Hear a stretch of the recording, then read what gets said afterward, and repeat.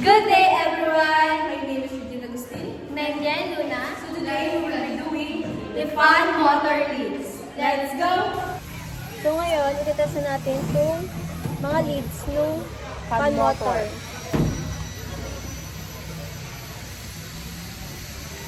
So gagamit tayo ng multi-tester sa pag-test natin.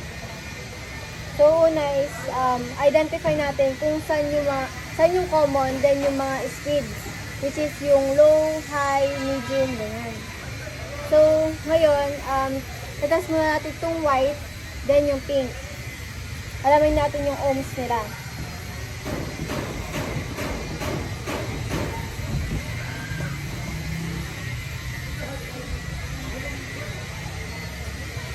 So may nakuha tayong 643 ohms. 640. Then test naman natin yung white and gray.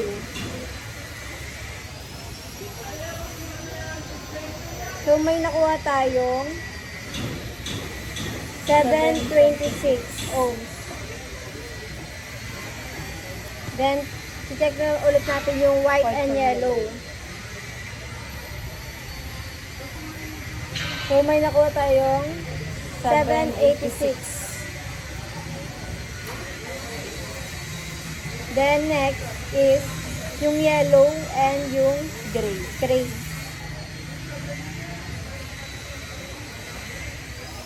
So, may nakuha tayong 50 ohms. 50 ohms. Then, yung Pink and gray.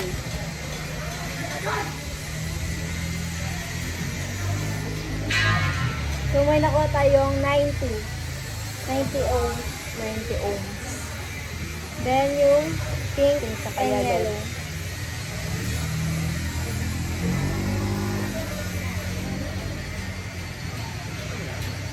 So, may nakuha tayong 137 ohms.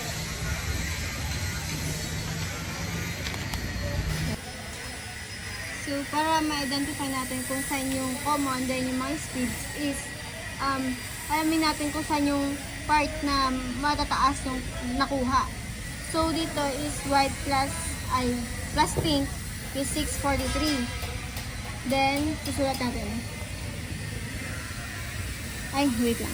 Pinakamataas yung white, diba? Yung yellow. So,